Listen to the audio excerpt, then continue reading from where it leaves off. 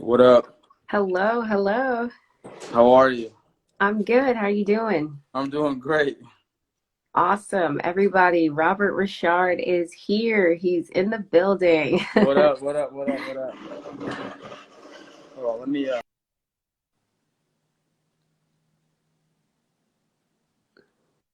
Yes, got you. cool. Just got out of the shower right now, so give me a second. Yeah, no How are problem. you? No problem. Happy Monday. I know. Happy Monday, everybody. Happy Monday. Yep, Hope you guys have a good, prosperous week. absolutely. Let me put a shirt on. I'm being bad. Let me just put a shirt on in 2 seconds. You know why the ladies are here. Right? That's always the case.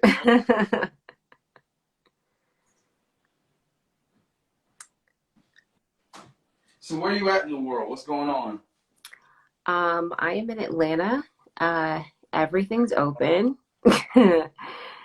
I am wearing a mask, trying to be safe. What about you?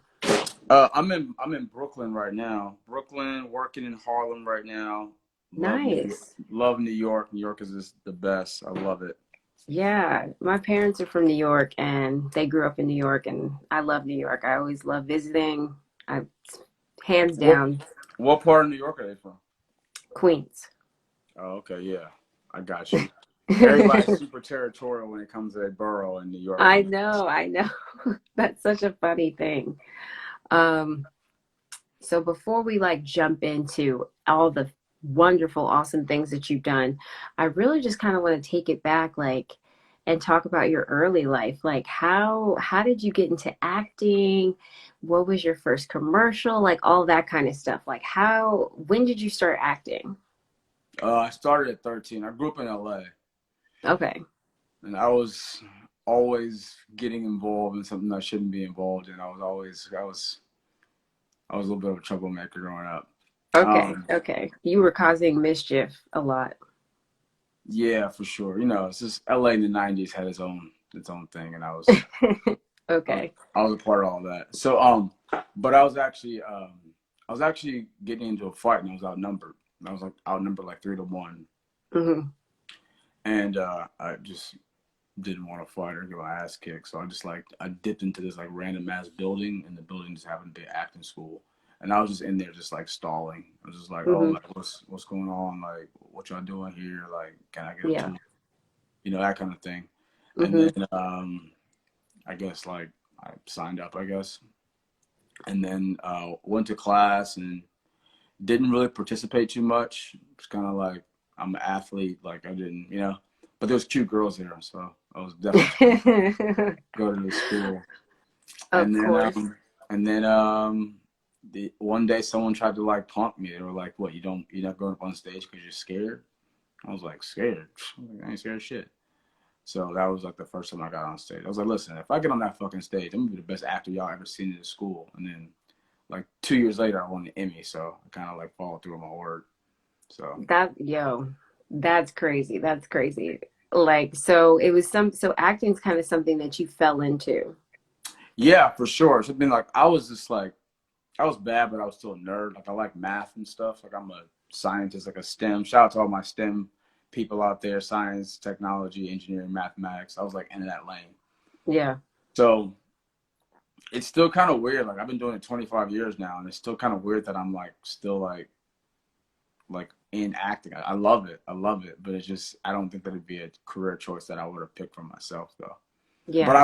I like the challenges. I like the fact that like that I get to go to work and like I have to knock the scene out of the park. Like I feel like it's like me hitting home runs. Right. And like everyone's coming to me afterwards, like, "Oh my god, that was amazing." I feel like how an athlete feels when like it's the bottom of the ninth on a big game and they hit a home run. That's how I feel. Okay. Yeah. Yeah. So I feel like when we all like when you first really got on our radar was Cousin Skeeter, which was Hmm. big in the 90s, big in the early Yeah, 2000s. What do you remember about that audition process or even like any details about that show in general? yeah. I mean, so I'll tell you the whole process how it really happened. Okay. Okay. So, like, athletes and kids were like really like connected in the 90s. Like a lot of athletes did a lot of things for the kids, and like Shaquille O'Neal had like a Nickelodeon deal. He makes these Nickelodeon sports dramas. So I Mm-hmm. did two of them, and both of mine won awards. I did a Mm-hmm. baseball one. I did a basketball one first. It was about a kid Mm-hmm. that was like kind of like too short to play on the team. He's like a freshman, he hadn't grown into his growth spurt yet. And Mm-hmm. then I had another. Essentially, they said my character was like probably the inspiration for Steph Curry, to be honest. Whoa. Because the show's called 4 Points, and he was like Yeah. shooting threes that were so deep that they were like Right. should have been worth 4 points. Okay. And then I did a baseball movie about a young kid like in the 30s who wanted to play Major League Baseball, and they hadn't integrated Major League Baseball yet. But Mm-hmm. Brian Robbins directed it, Mike Tolan produced it, and they both won like huge sports awards. They won like crazy Peabody Awards and all this stuff. Mm-hmm. So they were like, this kid's kind of like great. And then Tolan just won for the Michael Jordan documentary, Last Dance. Oh, okay. Tolan Right. produced that. So they're like Okay. big Okay. sports story makers. Yeah. So they were like, let's make a show for him. So they made Cousin Skeeter, and like I didn't really know that like this wasn't normal. Like, you know, I basically had like walked into this career and like within a year had like a show. Right. And That does not happen like ever. they brought me to Orlando. They flew me to Orlando, and like I'm in this nice hotel, and like they're like, this girl right here is gonna be your love interest. Her name is Megan Good. And Crazy. Megan and I are on this movie right now. We're on a show right now called Harlem, and she's my love interest again on this show. Mm-hmm. So it's good. I mean, things kind Yeah. of go full circle and stuff. Yeah. Full circle effect. Yeah. And then I was loud. I think that like Mm-hmm. because I came from a school that they were like, this is a theater school. You gotta learn how to really act. Right. Like all of my auditions, I was just like, hi, my name's Robert Andrew Ri'chard. Like, I mean, I was just like super loud. Uh-huh. And I think that they probably thought that was like I probably stood out or like a level of confidence from a kid. Mm-hmm. And I was just booking like everything, just bam, Yeah. bam, bam, bam, bam. And, you know, I booked Light It Up, which was, you know, me and Forrest Whitaker, and Usher was in it, and Vanessa Williams. Mm-hmm. And that was like, you know, a big deal because, you know, when we were making the movie, Usher had just finished the Janet Jackson tour. Mm-hmm. You know, so it was just like you felt like you were on set with like Fred Joe Stars, like a big rapper. Like everyone's like, oh, it's like a celebrity movie, you know? Yeah. I just kept booking stuff, and I booked all throughout the 90s, and then I did this movie in Canada for 6 months called Feast of All Saints. I got nominated, I ended up winning an Emmy, and then I got on One after that. So it was just like everything was kind of rolling. Like, where do you even take your career after you win an Emmy at such a young age? You know, So that's insane. that's a good thing, and like now that you and I are talking, like I'm Mm-hmm. excited because like I feel like I'm now in the position that all actors are in, which is like my career starting for the first time. Like even though I have all those like for a long time I was a tweener. I was kind of like the Tim Tebow of like acting, where like people knew I can act, but it was like he's not Right. old, but he's not young, but he's not tall, but he's not short, but he's not black, but he's not white. You know what I'm Right. saying? It was like I kept like Yeah. fitting in. So there's like a long period of time where like I went to North Carolina. I made the most epic movie. It's called Bolden. You can go on Amazon Prime. It's the most amazing movie. It's about the birth of jazz music. And I made Okay. that movie for like 2 years. And Mm-hmm. when it didn't come out right away, everyone thought that I had left the business. Like I had lost all that traction. Like I was on a hit. Like Yeah. Anthony Mackie had just won for the Hurt Locker for the Academy Mm-hmm. Award for that movie, but he was the lead in our movie. But then Right. the movie didn't come out, and they remade it, and they didn't put Anthony Mackie in it. So it was like, it just seemed like I had disappeared for a while. I Mm-hmm. wasn't auditioning because I was on set. Right. So now I'm 25 years in the game, and I still feel like it's day one. And, you know, a lot of the business has changed, dude, because Yeah. of how popular people are across the Mm-hmm. world, and a little bit of the craft kind of maybe taking a back seat a little bit to like just like, you know, just the show just being just selling numbers. Right. So Influencers and all that yeah, kind of stuff. yeah. So now Um, I'm just like I'm hungry for it in the right way again, yeah. which is like I almost did this interview at the gym. So I'm going to the gym right after this interview, and like Yeah. I'm up to I think I'm up to like 270 pull-ups a day. I was doing like Okay. I was Quarantine life, quarantine yeah life. yeah I'm just like really getting a lot stronger. Yeah. And that just kind of helps me like set my mind Hmm. to like the gear of like there's nothing that I can't do in a daytime. Yeah, I feel like that's such a good mindset to have though, because even after 25 years in acting, you can still show up and surprise people because you're still like very much an enigma. You know what I mean? Like we don't really know exactly what we're gonna get from you because like even talking to you now, you're definitely not a lot like Arnaz. You know, Yeah, like it's so being able to surprise people, I think that's like that's gonna serve you well as you continue on for sure. But we have to talk about one on one because it just well, dropped on Netflix. I wanted to say Oh, one thing too about the okay, enigma part. yeah, One, I take that as a compliment, so God bless you and thank you for that. yeah, um Two, like I think sometimes we can all be subject to things that like either take a long time to get to market or don't get to market. right, But I have like a bunch of great movies that hmm, haven't come out yet. yeah, You know, and like even the one that I did, the Bolden one, it took 15 years for the movie to come out. Like, that's a long time. yeah. So like part of like that linchpin of like the career being activated is like when it feels like, oh, movie drop, movie drop Hmm. on a show. Hmm. So I'm just hoping that, by the grace of God, that like I just hit that tsunami where all of a sudden it's like Rob's in a movie every week. Like 5 of my movies come out at the same time, Right. and Yeah. you know. That's always cool when that happens. And then it feels like, wow, this person's in everything. And it's like, no, everything is actually just coming out at the same time. Yeah, exactly, exactly. And I think that's what happens when you see like a person like Pop or like, even someone like I love Kevin Hart. I think he's great.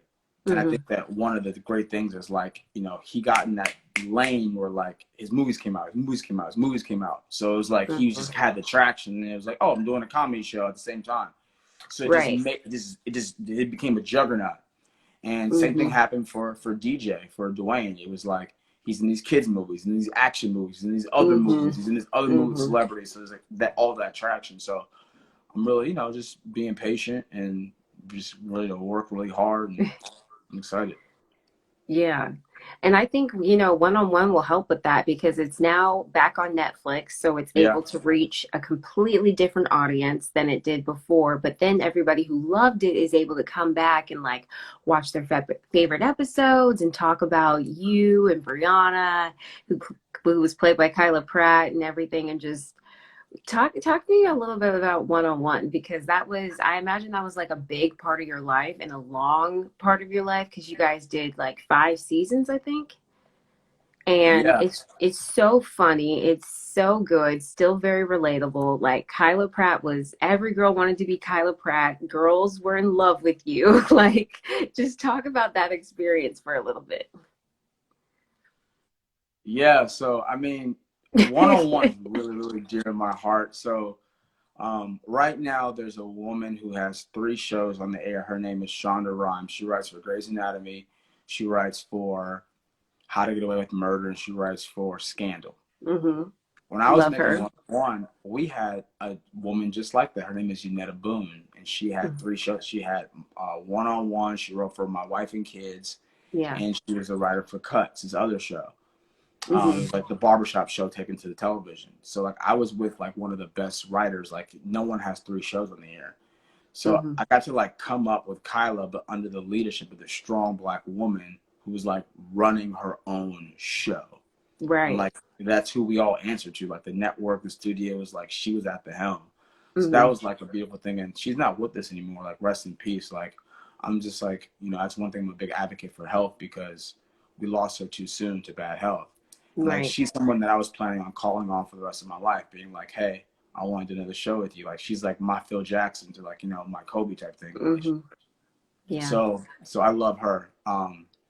And then, just like not knowing how big the show was too, because I was just kind of like, a little bit of a, a dumb like jock kind of guy. Like showed up at work, said my lines, and they were like, I remember my note was always like, you need to do less. like your character's dumb, like do less. Right. Yeah. So it just kind of felt like the less I did, the more funny my character was, and then it was just like, but yeah, I love. We were at Paramount, and it was just a great show, and you know, Flex is phenomenal in the show. He played like he's like to me he's the first girl dad. It's like when Yeah, you think of this definitely. hashtag girl dad, it's like he owned that. He was like the first one, Mm-hmm. and you know, and he made it look cool, and you know, he was the man on the show, and Right. I got to be like, you know, with these super talented people, and I was just very lucky. Yeah.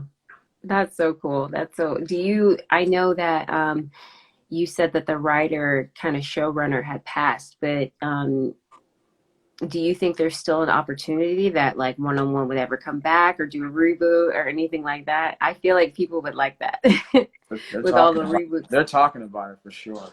Really?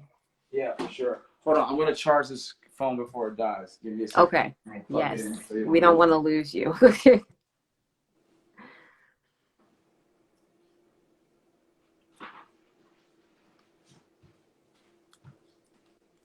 Um, yeah. So, I got to brag about my new boss. So my new boss is the same way. Mhm. She's got 3 shows on the air. Okay. Her name is Tracy Oliver, and she's amazing. She wrote Girls Trip, Nice. and she also wrote a bunch of other great shows. And she's on Hmm. this new show. The show that we're doing is called Harlem, and it's on Amazon Prime. It's coming out, Okay. and it's phenomenal. And it's me. It's uh, Megan Good's on the show. She's the lead. Hmm. Grace Byers is the oldest brother on Empire. Yeah. Hmm. His wife, Right. and Right. she's outstanding. Hmm. I love her. Um, and we got a great cast, and Whoopi Goldberg's in the show. Amy Poehler's the producer. Pharrell is the producer. Pharrell Williams is the producer on the show. Those are some big, heavy hitter names. So that's exciting. And once Uh, again, like I don't even know. Like I'm just going to work every single day, like living in Brooklyn, like and everything. right. Like, just So what's the premise of Harlem? it's Sex in the City for young black women. Okay, okay. I like that. That's a good tagline. That's a really good tagline. Okay.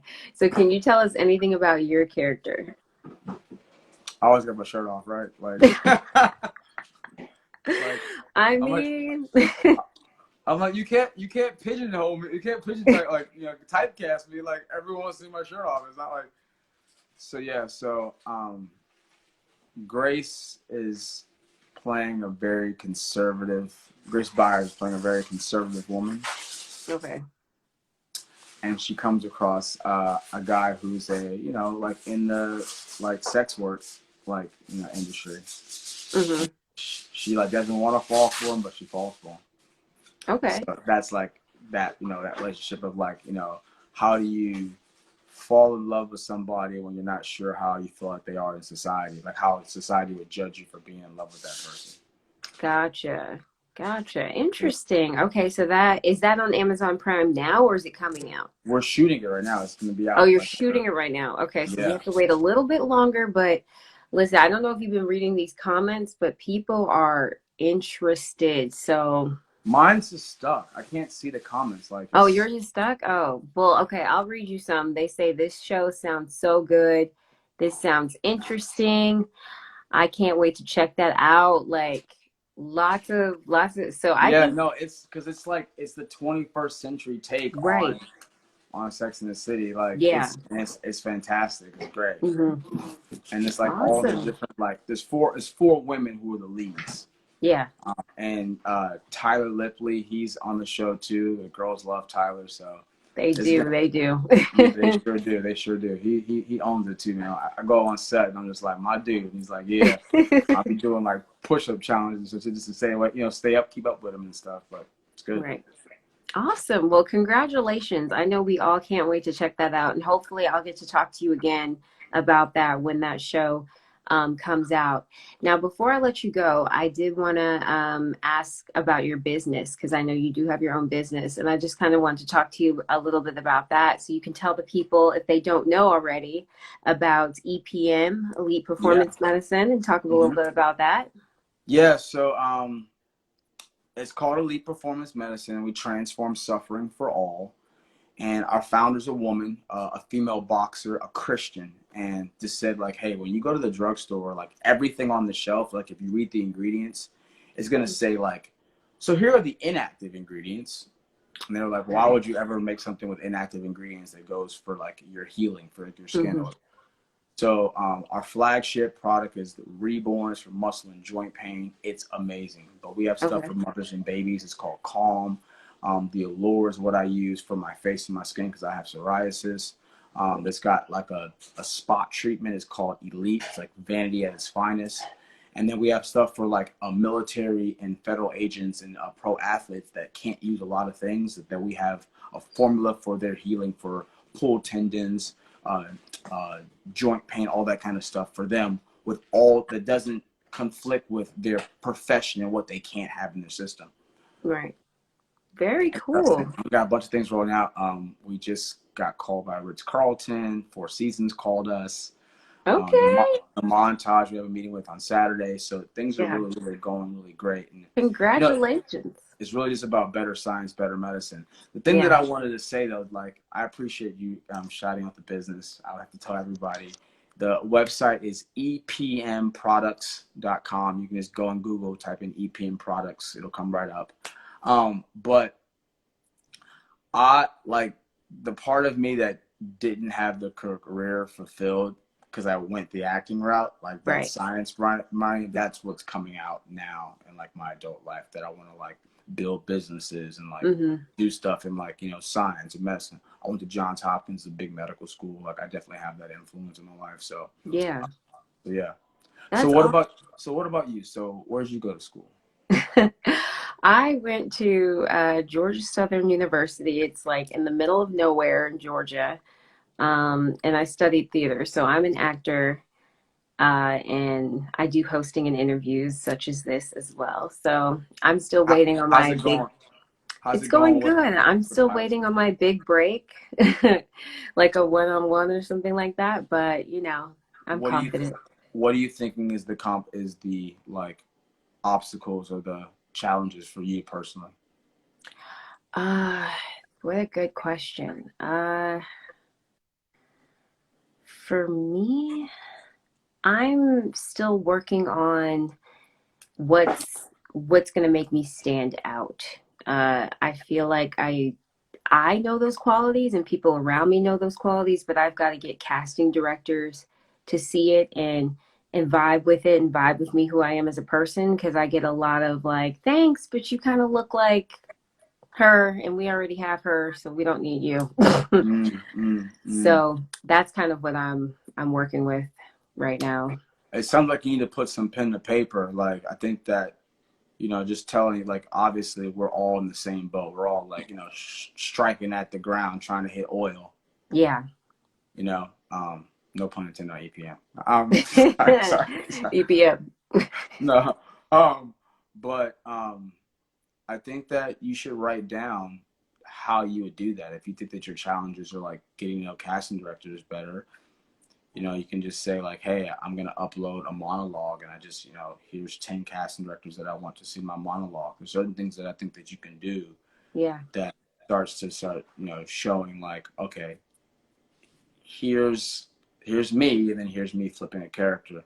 Right. Not talking about me, just sharing the experience of all thespians. No, please. I think that like you got to train. Like you train, and then there's a part where your body can take over. Right. Where you're no longer in your mind. Like yeah. Today I had to go to rehearsal for dancing. And because my character's a stripper, right? So that's how you meets the girl or whatever. So they like bring me, like they bring these two professional dancers, and like, you know, like I got two left feet. You know? So like I'm like trying to, you know, get through the dance moves and do all this stuff. I'm like, I look like an amateur. Yeah. At the same time, what the choreographer knows is like, once they thought that I had the steps, then like that's where it like turned, because they're like, the entertainer in you now knows what to do. Yeah. Now we're seeing like the dance get better. Mm-hmm.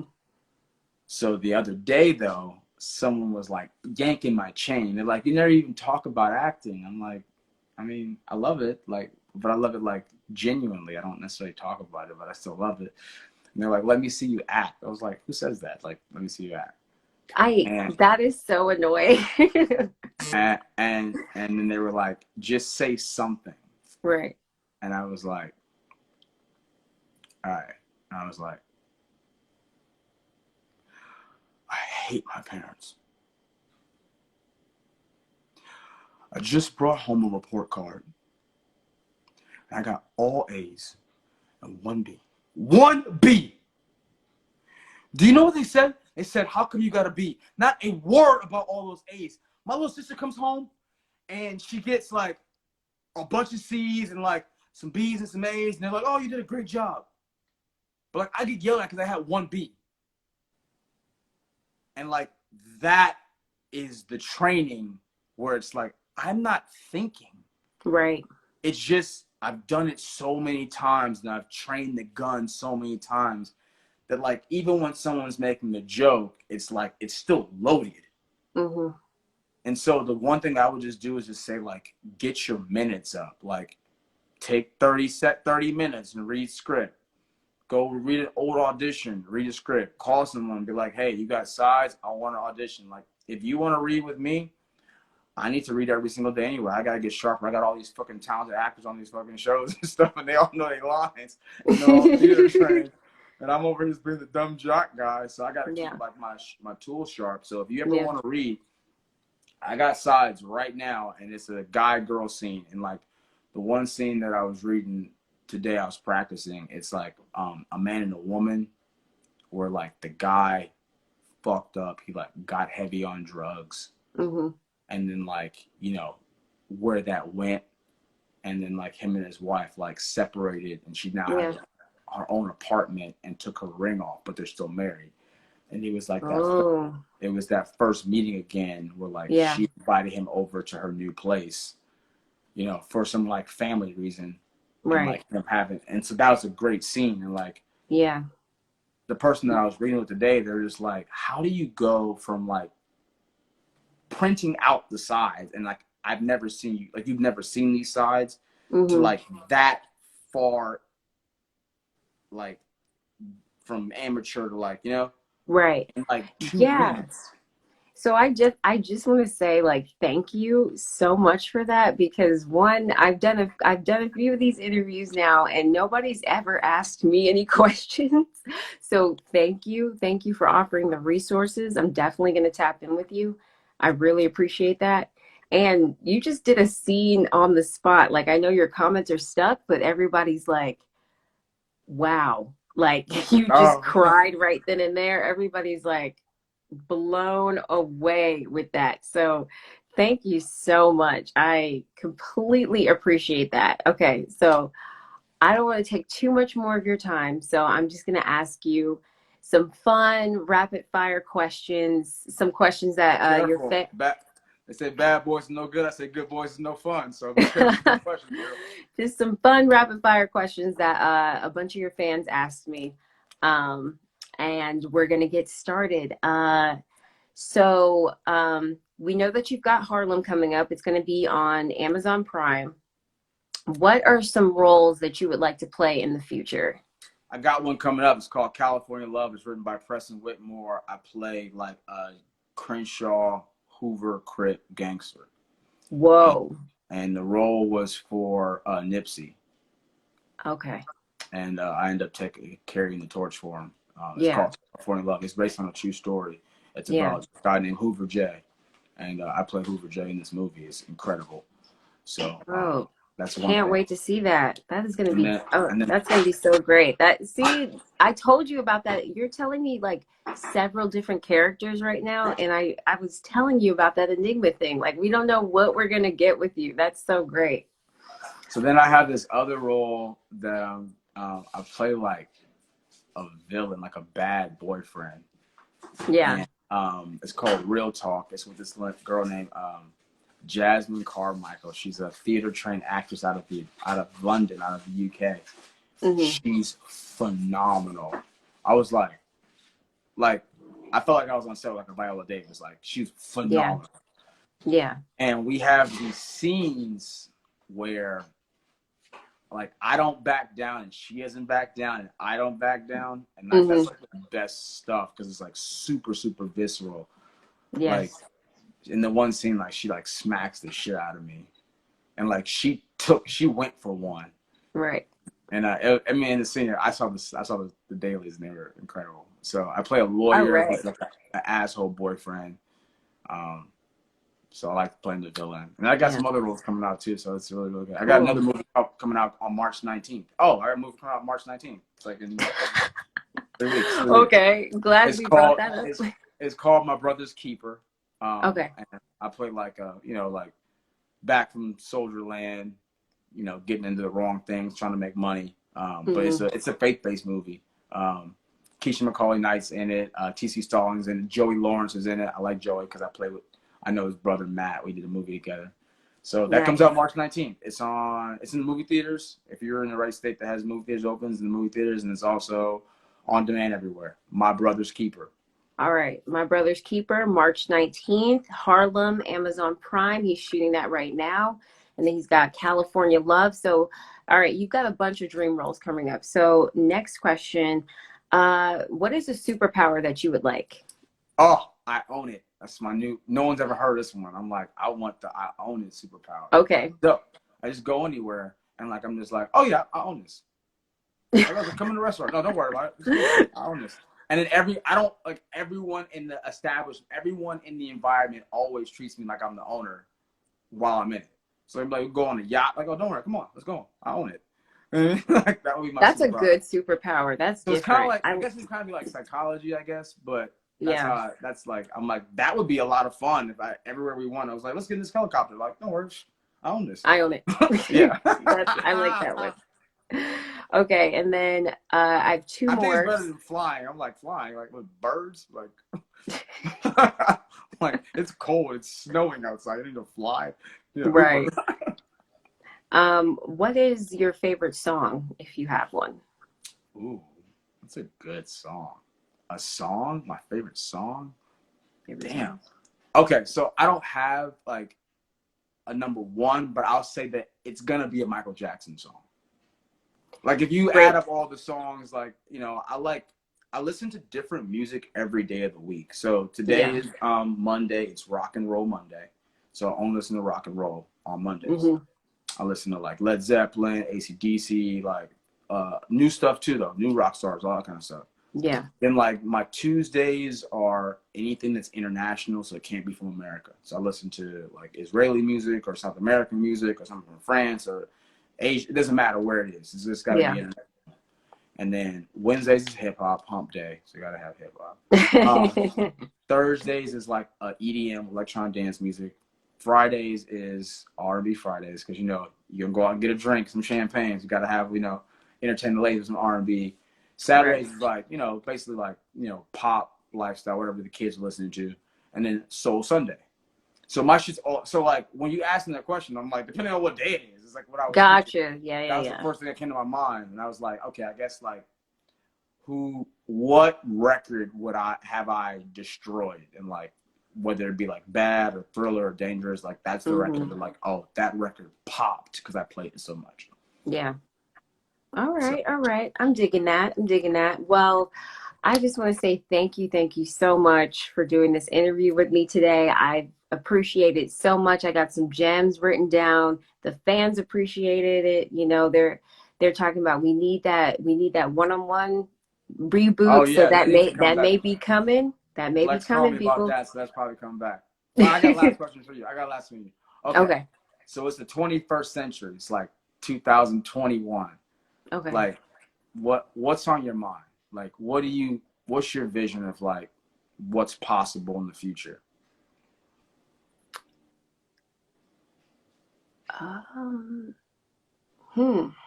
Wait, what? You said the 21st? I'm saying it's the 21st century. Like we live in the 21st century. Like a lot of things that are possible. Yeah. And like it's 2021. Like what is your what do you see in the future that is like possible? Like, what do you support? Like, what's your vision of like the future? Hmm. Hmm.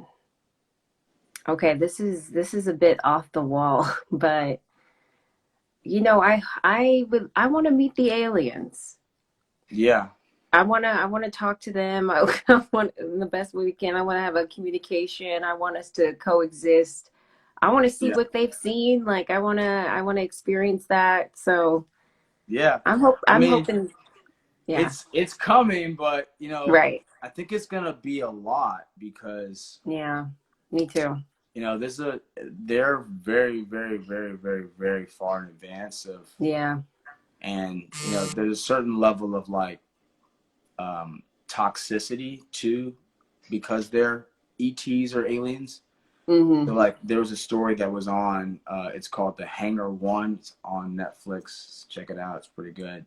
Okay. And they were saying that like a UFO crashed. Like it was like in South America somewhere. Like the alien like climbed out and he was like running through the streets and like the military hadn't got there yet. So like the civilians in the streets were like, "Oh my god!" Right. And like didn't stay back. He's gotten a spaceship crash. Like he was like injured, and like Mhm. one man reached out to him and like grabbed him, and he like the alien was like, "Don't touch me." But when he touched them, like the guy like got sick, and like, within like 4 hours he was dead. Whoa. So, like obviously, I don't know that the public has all the information. But when I hear like, oh, someone ate a bat and then like 7 billion people have to stay inside, I'm like, I don't know if that's a bat, bro. You know what I mean? Yeah. Like a Wuhan, like a bat, like someone ate a bat and then we're all in the house and like we all gotta wear masks. I'm like, this seems like training wheels for like, yo, cover your mouth, wear gloves, don't touch nobody. Right. When they get here, you can't be touching them like that. Yeah. We got to train Mhm. us to like not touch everything. Mm. Mm. I like where your head's at. Okay. So Okay. I'm not saying that there is or isn't, but I think that I'm open for the possibility of anything. And it's a great big universe out there. And Right. I've seen some of the things that people can call it a leak or someone trying to express some openness with the public. Paul Heller was one. He's the Secretary of Defense for the Canadian Defense, so the country of Canada. And he's the Mhm. first person of public rank to talk openly in cabinet about the ATs. He calls them ATs. Okay. And he said that they're not an amorphous mass. There's multiple races. They're here interacting with different military bases. They're in different countries, and they all have different agendas. No different than someone from Brazil has different agenda than someone from Russia and America. Right. China. So Yeah. they all have different Mhm. agendas. That was the first one. Then in December, the Secretary of Defense for Israel came out and was like, "Oh yeah, there's totally aliens at all the Air Force bases and stuff." These people are the Secretary of Defense. This is like Colin Powell being like, "Yeah, bro, there's people out there that ain't like Homo sapiens." Right. So I think that that's very, very, very interesting. And obviously, there's going to be a lot of advantages with technology, the things that we know. But it's funny because I wanted to be an astronaut. I wanted to work for NASA, and I see all the astronauts. They're always saying like, human beings, dude, like I don't have it right yet. Like when we're in space and we're looking at like Earth, Mhm. there's no USA. There's no lines. No Right. like New York or California. Why are y'all so territorial about everything?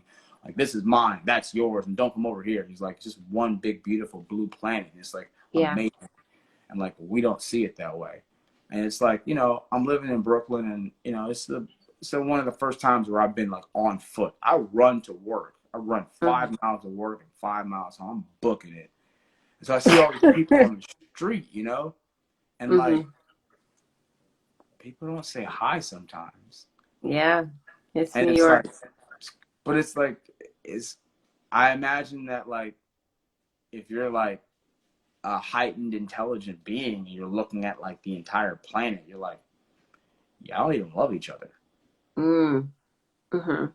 You know what I'm saying? Yeah, definitely. And like that's probably one of the things that probably why there might be some, obviously there's government resistance too. Like they just started Space Force. Do you know what Space Force is? No. Oh, you know what okay, let me tell you. Okay. The United States has the Army, the Navy, Hmm. the Air Force, Hmm. and they just started a new one. It's The called Space Force. Space Force. Okay. Trump signed it into office. So like we now have a new like military division For space. for space. Wow. Space governing, space warfare, space battles, I would like to get into that. like Star Wars. Right. That's interesting. Whoa. I'm gonna have to read some stuff. Okay, so I actually thought of another question before I let you go. For someone is not who's never really read about science or math or hasn't really expressed any interest but is now curious after this conversation, what is one book that they should start with to read? Ooh, that's a great question. Thank you. So I have to preface this answer. I've never read a book in my life. I don't read. Like none. I don't read my scripts. I don't read. But there's a book like if you really Wait, if you really want to get into stuff, I'd say like if you want to get it for entertainment, Stephen Hawking's is the best way to start. A Stephen Hawking's book. But there's a book called Flatline. And Flatline. that's the book that is will change your whole perspective on like the possibilities of science. So Flatline, it's a twofold book. It's a book about like psychology, but it's also a book about dimensions. Mm-hmm. Okay. And the book says that like, let's say there's a table, and on the table there's a square, and next to the square there's a shadow, Mm-hmm. and it's a shadow of a basketball. Okay. The square is telling the circle, you're a circle. He's like, no, I'm not a circle. I'm the shadow of a basketball. He's like, that doesn't make any sense. You're right here next to me. I can see that you're a circle. Mm-hmm. I'm a square. I'm right next to you. Mm-hmm. And he's like, no. I know that you think you're a square. I know that you want me to be a circle, but I'm not a circle. I'm the shadow of a basketball. Yeah. And then like next to the square, on the other side of the square, there's a line. And the line is looking at the square. And the line says to the square, you're a line just like me. I see one side of you, the one line, just like me. Mm-hmm. And the square's like, right. No. Okay. You don't understand. I'm not a line. I'm a square. Yeah. You're only looking at one side of me, but you're looking at me from the side. Like if you look at me from the top, you see that I'm a square. Yeah. So the square is defending himself with a line, but the square doesn't believe the shadow of the basketball. Mm-hmm. And like it starts to open your mind of like when you're going from different dimensions, there's a different component that says I'm not like you, I'm different. Mm-hmm. And like that's where I think I'm most excited about like these ATs, because they're like, no, you don't understand. I'm not like you. Right. Different. And like that book will help you understand what that means. Okay. I'm going to check it out, and then I'm going to reach out to you and let you know what I thought about it. But you really don't read your scripts? No. Oh, no. How does that work? Well, because like, do you know what's going to happen next right now? No. Right. So why does my character need to know? Okay. So I mean, it makes sense to me, right? Yeah, no. So you'll just like read for the day, for that moment? Yeah, I mean, I have to learn my lines for that day. Oh, but you won't read the full scripted. Okay. Just the other day, like someone gave me a compliment of like how I played not knowing who the character was. I'm like, I don't know who that character is. Right. Like I wasn't supposed to know, but I didn't know. Gotcha. And I played it like that because I didn't know. Yeah. So then how do you pick your parts if you don't read to know that it's like a full good story? Oh, I said no to a part one time, and it was Stomp the Yard, the lead. So I don't say no more. I'm like, oh, because to me, that's my relationship with God. Like, God's like, oh, you think you're smart? Right. No, just, if you don't read, just say yes to what I send your way. That's I'm hooking you up. So Got it. now I say yes.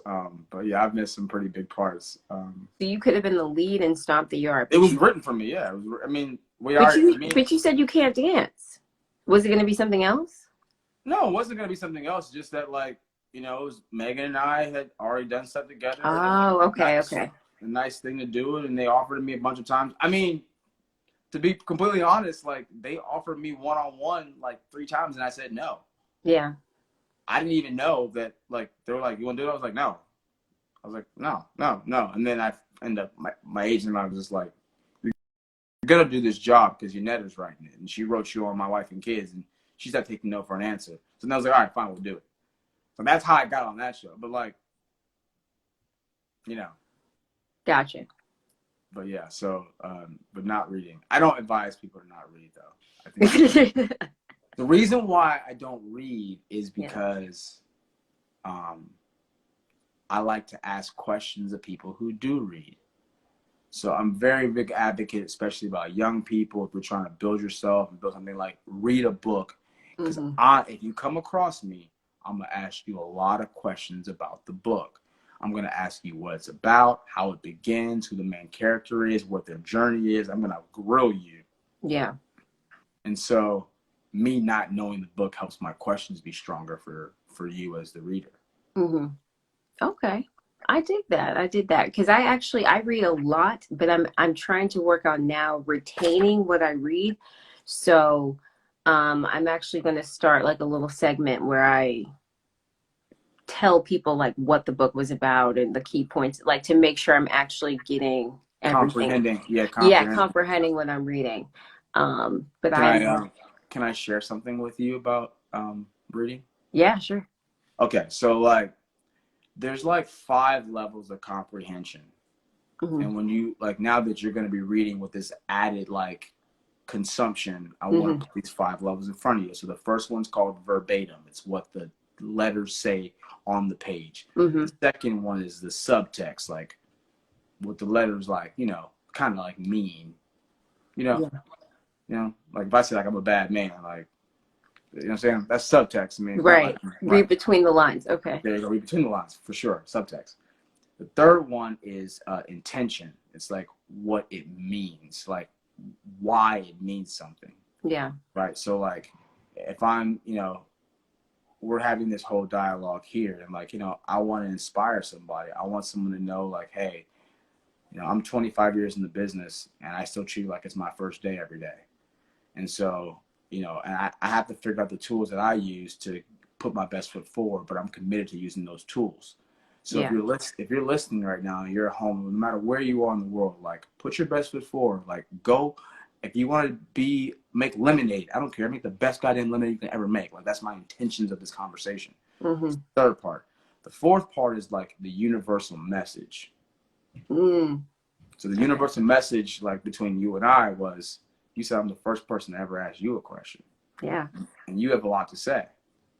Right. So like it's a 2-way street. People's connections. It's not about one person asking all the questions. It's about people having dialogue. That's a universal message. Right. And then like the 5th one is like what God has for you. And like what God had for me today was just like, I mean, I'm sure we had some sort of like slated time to talk. Right. And like God's like, listen, time is an illusion. Like, it's one component of a dimension. But don't sit here and tell me like, oh, like I'm a line when that's a square, or I'm a circle when I'm a sphere. Like, God's saying, like, I'm a multi-dimensional person talking to you. So like time is an illusion as long as you're jumping dimensions. Yeah.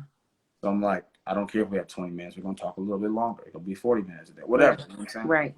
So like when you're reading, you should be looking for all of those messages, verbatim, subtext, intention, universal messages, God's message for you in your comprehension, because that's going to help you understand what it is you're doing. because when I'm on the spot giving out a monologue, I'm able to hit all 5 of those chords, which is why it's like, whoa, because I'm not just saying the verbatim. Right. Ooh, that was a word. Listen, I love that. I love that.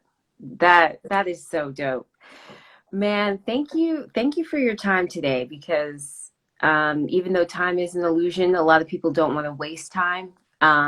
So thank you just so much for this talk today. I really, really appreciate it. And listen, I'm going to be hitting you up, so please look out for Tatyana. That's my name. So please look Just out take for my me. number down. These people can't write fast enough. They're all on their Yes, phone. they're in here. They're in here taking notes. They're like, they've been taking notes on what you've been saying today. So they definitely can write fast. Everybody here got their gloves on. They in someplace cold. They can't type fast enough. Like, you just I don't know. I mean, I could just privately message you. That's fine. It's cool. It's not a big deal. A lot of people have my number, so. Okay. Okay. But thank you so much for your time today. I really appreciate it. Thank you, sweetheart. I appreciate you. God bless Thank you. you. You All right. too. You too. Cool. Bye. What do I press to end this? Oh, I'll end it. Okay.